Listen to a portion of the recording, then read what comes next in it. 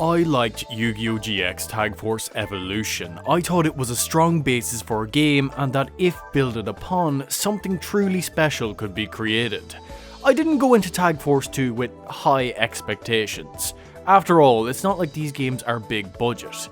Simply looking at the back of the covers of each game in the Tag Force series will show that there's no wild changes between them all. I was expecting a game that was phoned in and that would be that. More of the same with just new cards and story, with no massive changes or improvement implemented. However, I was pleasantly surprised in a lot of ways, and in other ways, I felt it got worse. So let's step into the world of Yu-Gi-Oh! GX Tag Force 2 and see what it has to offer. Tag Force 2 came out in the year of 2007 on the 18th of September in America, 27th in Japan and the 7th of December in Europe on the PSP and was published and developed by Konami. I find it funny that it got released in America first. Usually it would be Japan with a game like this. Just feels a little odd when you look at it.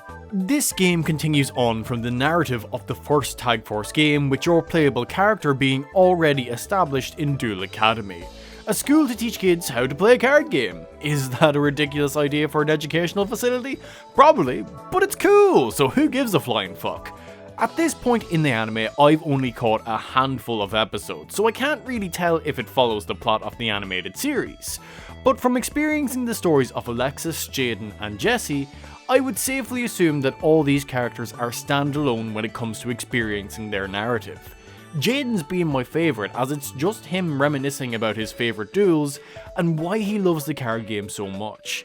It's very simple but so pure. Sure, a lot of shit went down with the Shadow Realm and all that, but at the end of the day, he adores the game. It was kind of endearing to see this perspective of the character, and from the three I've played, they all seem to be along these lines. However, there is one major glaring issue in my opinion when it comes to the plot, and that is the first handful of story events with each character are the same. And it can be a slog when you're going through them for the third or fourth time, especially with how long it takes to build up bonds in order to unlock these story beats. Unlike in the first Tag Force where you can build your bonds with each character simultaneously, in Tag Force 2 you pick a partner at the beginning of the game and work your way through each character one at a time. And this is much more time consuming. I don't even want to think how long it would take to clear each character's story. Especially when you get characters that are just straight up idiotic. I'm looking at you, Zane. Bloody causing constant defeats with his Chimera tech over dragging, destroying all cards on the field along with the future fusion that summoned it, which is needed to keep said fusion on the field. So he wipes out everything on your side of the field, leaving you wide open. I hate him so much. Losing all these tag matches make his bond growth so slow. That and the fucker hates a majority of sandwiches, items meant to increase the bond of characters. But since he loads most of them, it has a negative effect if you feed them to the bugger. Zane is the reason I stopped playing this game. At least in the first Tag Force, you could store up sandwiches to give to characters who have picky tastes. But in Tag Force 2, you have to feed them the sandwich you just bought or throw it away. And it feels like such a waste of duel points, which is the game's currency, especially when you could spend them on something more useful like opening card packs. But you're going to be buying tons of sandwiches because it's the quickest way to build up those relationship points for more story. It just takes an excessive amount of duel points for certain characters, which is just a pure pain watching your hard-earned duel points amount to diddly squat a lot of the time. And with how invested I got into making decks, which were a Harpy Lady deck, Toon World deck, Elemental Hero deck, Volcanic deck, and a Crystal Beast deck, for those of you who are wondering, it's extra cruel watching your points be meaningless when you could be trying to build better decks. And deck building definitely felt more necessary in Tag Force 2, with how prevalent tag duels are. Cause let me tell you, if your deck doesn't gel well with your partner, it can be mighty painful dueling. And with the fact that every character in this game, even the NPCs being able to be your partner, which is super cool, you're going to be making new decks and editing to have a more satisfying time. Especially with how a lot of decks are archetypes that have most cards in their deck working in tandem with each other. But let us not dwell on the negatives for my own sanity and move on to the positives, because this game improves in a lot of areas over its predecessor. As mentioned at the beginning of the game, you pick a partner to duel with, and from the get-go, this lets you tag duel straight out the gate, which is a mighty fine addition over the first Tag Force game, where you had to wait for certain events to tag duel. This allowed me to explore tag duels more and really get into them, especially when you make a deck based around your partner.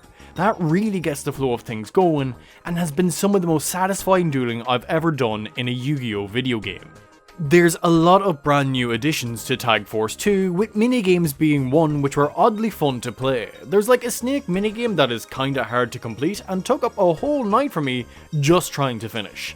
It was super addictive and I couldn't bring myself to stop until I had bested it, because I don't think I could live with myself if I failed to finish the Yu-Gi-Oh version of Snake. These minigames are fantastic distractions from the main premise of the game. They're nothing extravagant, just an enjoyable time with how simplistic and fun they can be. And this time the game actually takes some initiative with having a school setting, even if it be mighty questionable. For class you go into underground caves where you battle a cult, which great for gameplay, nice to have these mini duels, but when these cloaked cultists remind you of the KKK, sinister thoughts creep into the back of your mind as to what the actual fuck do be going on in Duel Academy. People disappearing due to shadow games? I don't think so. Ethnical cleansing? That seems a lot more viable when there's so many shady cultists in these network of caves right under the school. Something is afoot in this place of learning and I don't like it, not one bit. On a brighter note, now that you get your teammates from the get-go, there's no incentive to just focus on a handful of duelists like the first Tag Force game, where you would build everyone's bonds at the same time. Without that pressure, I found myself dueling against a lot of the randos you find throughout the game, with some being able to put up some mighty good fights.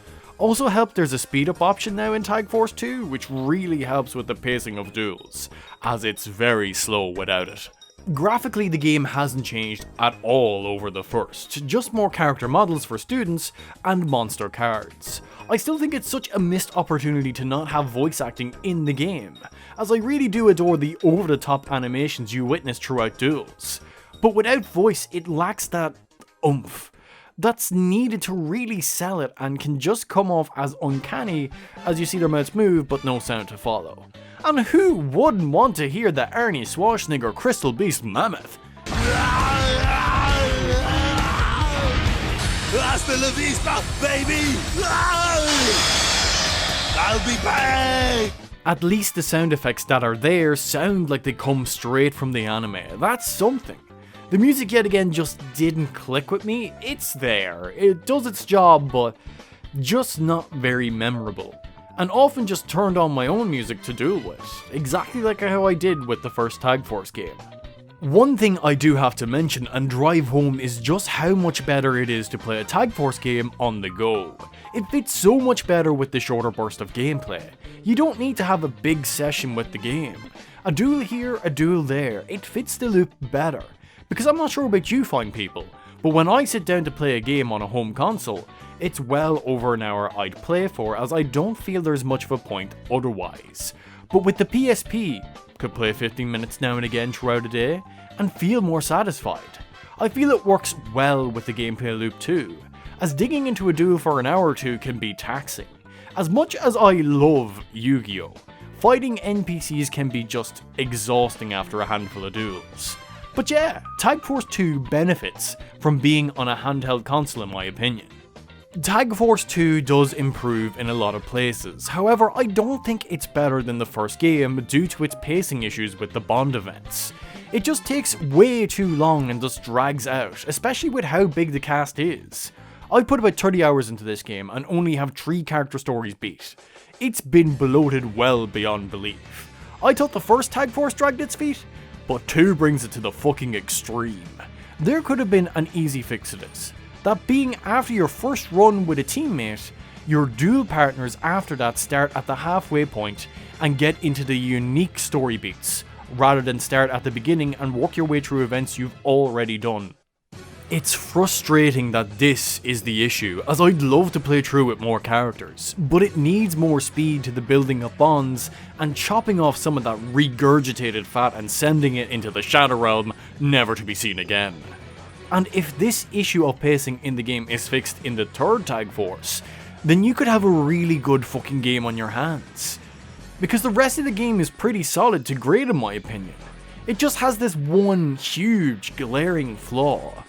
It has more characters to duel, a wider roster of duel partners, more cards, more intimate stories, extra stuff with the new minigames and dueling against cultists underground. And it just sucks that the bond mechanics are stretched out so far, it puts a damper on everything else. And that's Yu-Gi-Oh! Tag Force 2. Objectively, I'd argue a good game. A game that takes a step forward over its predecessor, but also takes a step back with how drawn out its relationship and story system is. Here's hoping Yu-Gi-Oh! Tag Force 3 can hit that sweet spot. And until next time friends, take her handy.